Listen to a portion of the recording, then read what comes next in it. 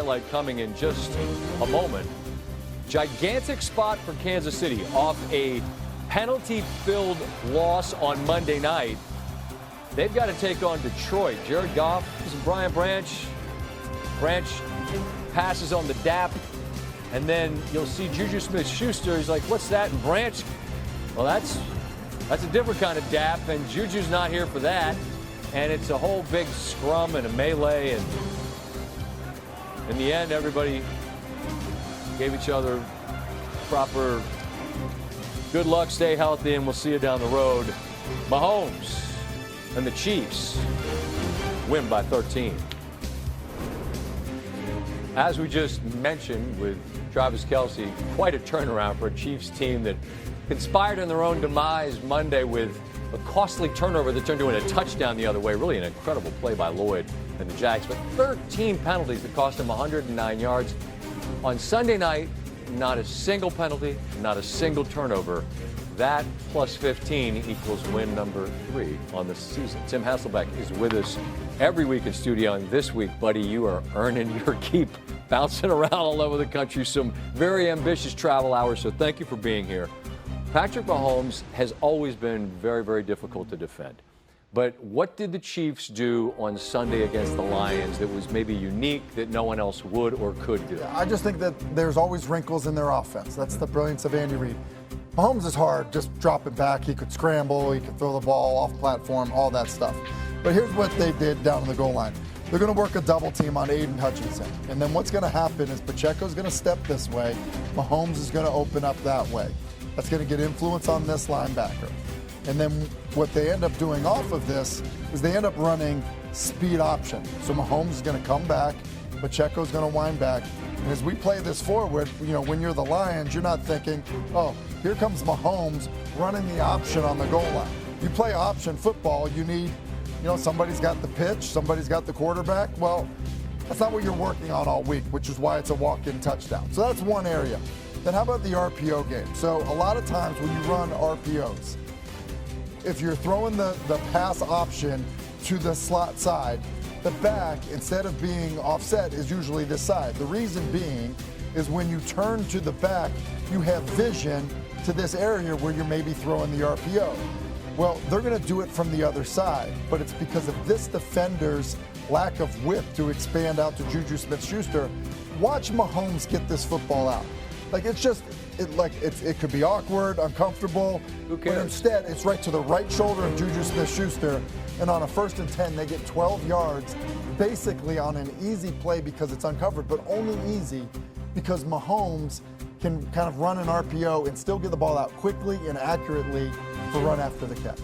Our producer and director are going to get mad at me because I don't know if we have videotape to support this, but explain for the folks at home that might not have heard Mike Tirico and Chris Collinsworth explain why the touchdown that Goff got on the very first drive for Detroit wasn't a touchdown. So when you are under center, you can then not receive a pass. Right. So if Goff had lined up in shotgun, would have been fine. Then he's fine. He can go out for a pass. Or if he's under center, moves from under center, and then gets set, then he can go out and receive a pass because he wouldn't be lined up, under center right prior to the ball being snapped. So it's a little rule thing that, quite frankly, I don't know, based on the reaction from the Lions, if they were fully aware that was going to be a problem. I feel like they do so much creative stuff. I think back to what happened a couple years ago down at Dallas, where it's like they practice stuff, and I'm sure they would have vetted it, right? Because they're way too smart not to. But it was interesting in real time to see when it got called that they seemed to think it shouldn't have been. Yeah, they were confused by it. I think, I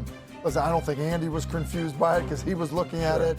They end up getting it right. What's interesting about that drive, 10 run plays and 2 trick plays, basically. Right. That was Detroit's plan. And this was a night where clearly both sides are not going to settle for 3 if they don't have to, and they're going to go for it on 4th downs. And really, it ends up being a 13-point game. But as much as anything, it's that Detroit missed a couple of chances. You get 3 instead of 6, and they missed a 4th down that was huge in the middle there. And I think really that's the difference in this game, isn't it? Margin for error. You go play a really good team in their building.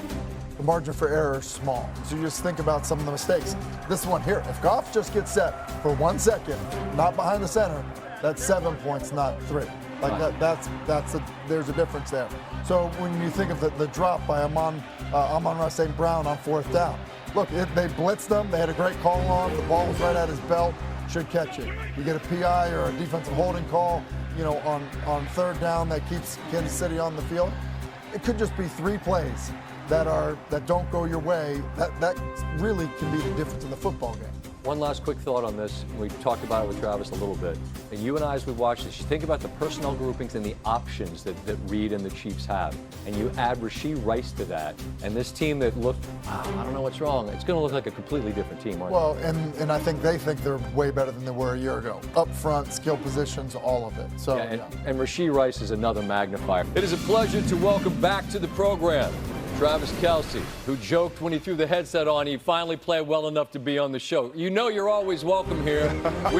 We would have chatted on Monday, but the Jags had other ideas. And you guys tonight welcome a red-hot Detroit team. What was the best thing that you guys did tonight that you failed to do on Monday?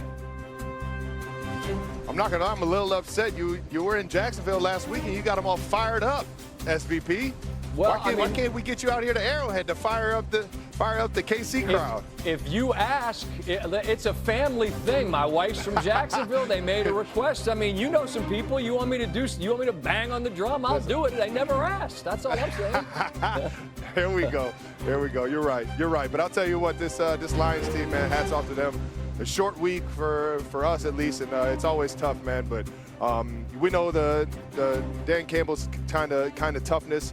It's ingrained in that defense and that offense, and we were fired up to get to experience that challenge this week. And Coach Reed did a great job of getting these guys ready, and we went out there and put up a 30 ball on that defense, and that's not an easy thing to do, man. When I spoke with Joe and Troy after the game Monday, which I do every Monday Night Football, and I looked at the stat sheet, and you all had 13 penalties. I couldn't believe it. You had none tonight. How much of a focus was it, Travis, to just clean up the things that you all are in control of? Yeah, I mean, penalties and turnovers are going to ruin you in this league, man, and everybody knows it's no secret.